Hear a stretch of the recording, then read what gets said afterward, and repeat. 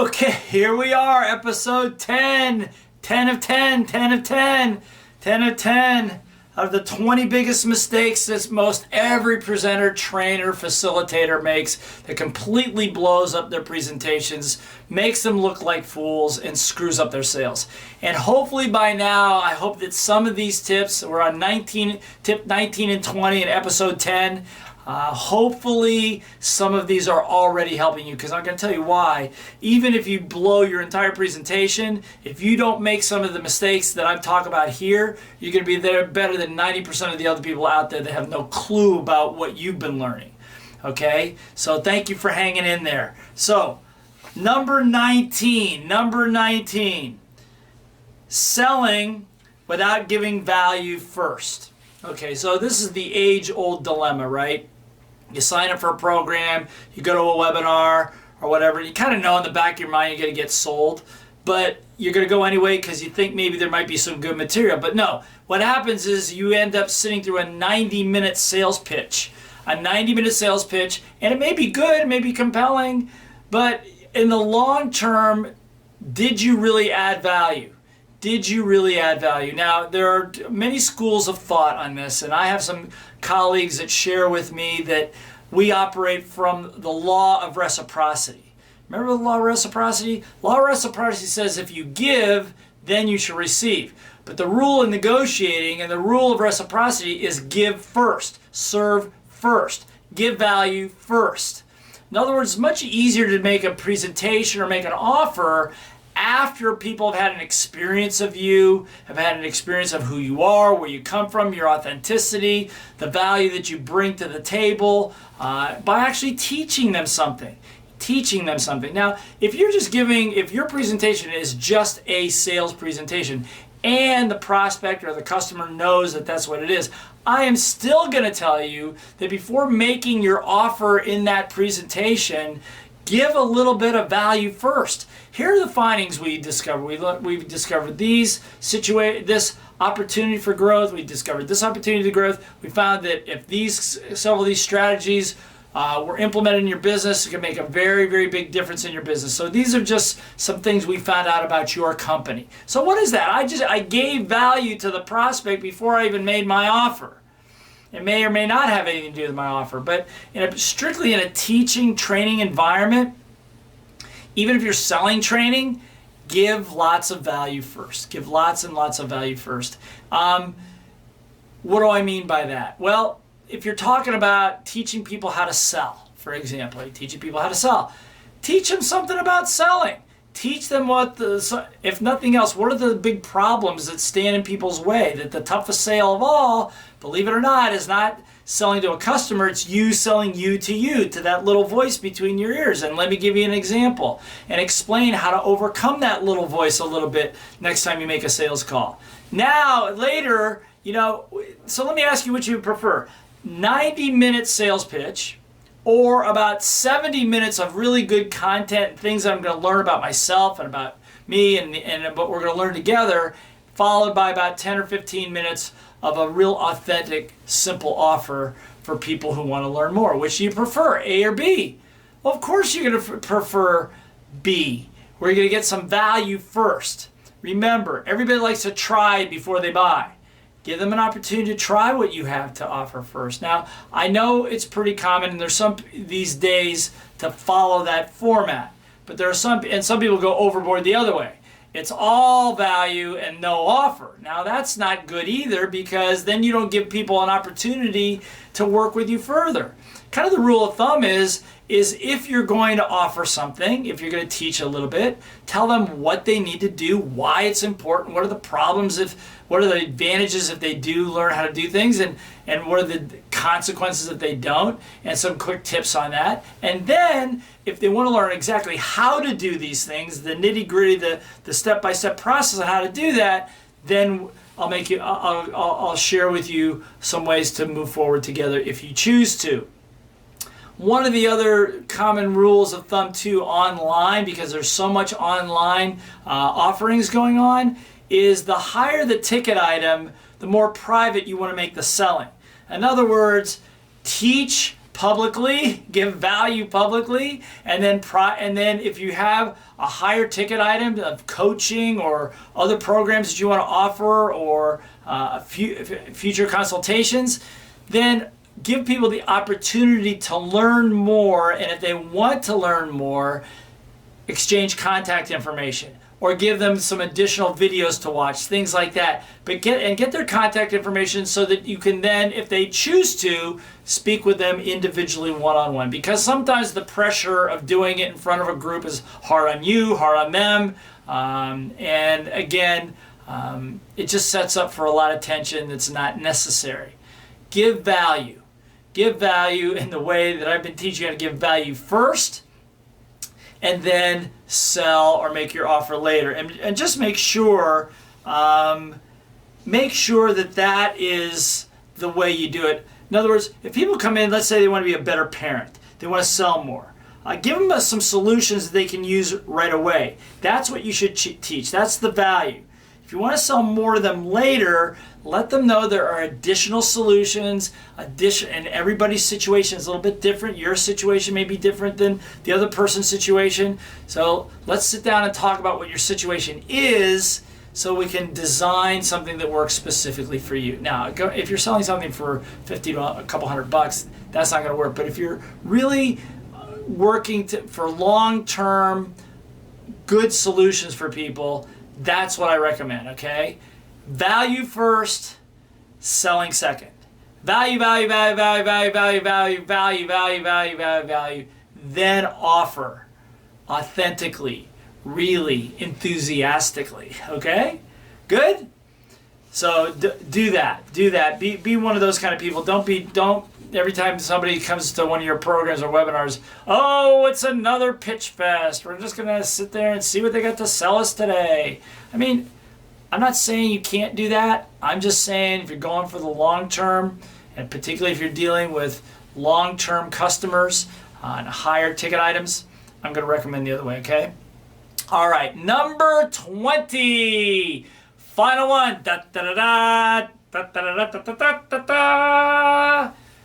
Okay, probably the biggest mistake.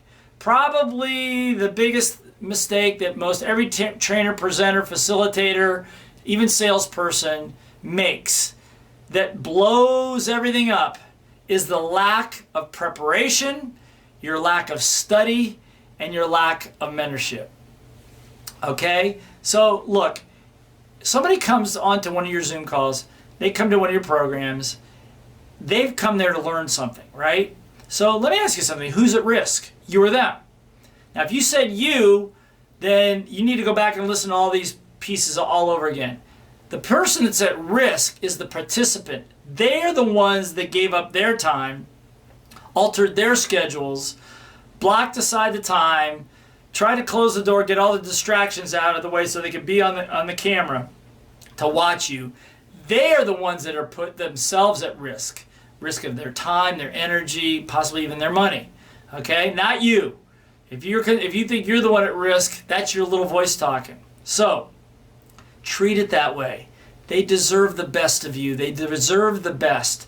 So you need to prepare. Don't just go into a program or a presentation and just wing it. Just be prepared. And I've said it once. I've said it 100 times in this whole series. Practice, practice, practice, practice, practice, practice, practice. Now, but here's the difference. What should you practice? You should be practicing the things that I told you about, all these 20 things that people don't practice. Don't worry about your people. A lot of people say, well, I practiced my presentation. I went through my PowerPoint, went through my and slides. That's not the practice I'm talking about. You can screw that up and mess it up. That's not the problem. Practicing asking questions, practicing acknowledging people, practicing your energy levels, practicing all of the things that we talked, all the 20 things that we talked about. You practice those things. If you could just practice 5 of the 20 things that we've talked about here and practice those in role plays and in front of mirrors and in front of other people and just don't worry about the content of your presentation. I'm going to assume you know it. Go through it, make sure you understand it, got that. But practice the art of the presentation. the art of presenting, the way you present, the way you deliver, the way you articulate, the environment, the acknowledgement, the questions, handling the heat, all the things that we've been talking about this whole time. Okay? If you practice those things, you will be better than 99.9999% of most people that think they're good. On your worst day, you'll be better than them on their best days. That's a virtual guarantee, because and I've taught thousands of people how to do this, and every single one of them have vouched for the fact that that's true. So practice. Get good mentorship. What do I mean by that? Work with people who are a bit better at this than you are, and practice in front of them and let them coach you. They can't coach you on your content, but they can certainly coach you on your mannerisms, your body language, your energy, your facial expressions, your choice of words, how you ask questions, all those kinds of things. Get good mentorship. I can tell you that over the years I've had great colleagues, great mentors, and most of them were very, very brutal.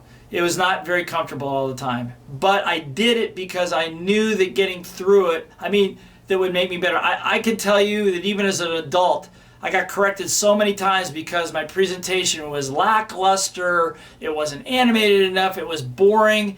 I was reduced to tears. Literally had tears coming out of my eyes because I was so frustrated. Not embarrassed, just frustrated because I knew I could do better.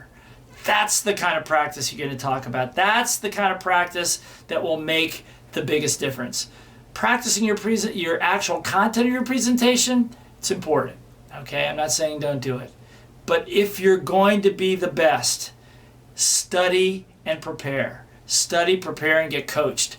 And just and never stop doing that. I've been doing this over 30 years, maybe 35 years. I still get coached. I still get mentored. I still get feedback from my team, from other speakers, from people that I recognize that are better than me. I still do it. Why? Because you deserve it. Not because I deserve it, because you deserve it. Hear me. In these final words of this series, the brilliance in the room is not you. The brilliance in the room are the people sitting there watching you that have committed their time and their energy, that have hopes and faith that you're going to give them something that's going to help change their lives. They are the rock stars. They are the ones, you've already made changes. They're the ones that are going to have to pony up and start to make some changes. And the more you're able to ask them questions and get them to make their decisions and interact with them and get them to participate in all these 20 steps that I've taught you, even in a Zoom call, then you'll turn them into the rock stars. The stars are in the room, not on the stage.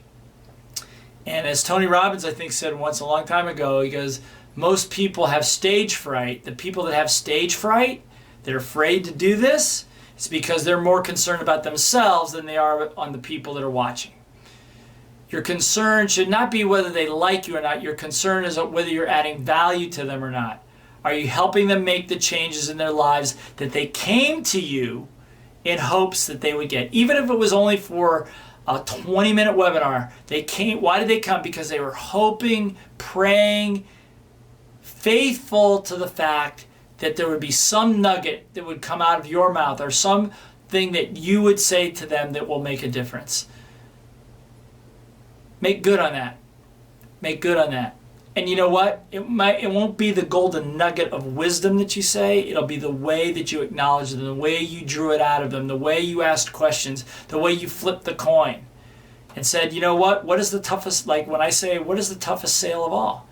They go, well, overcoming objections. I go, no. The toughest sale of all is you selling you to you. It's overcoming that little doubting little voice that seeps the confidence out of your soul.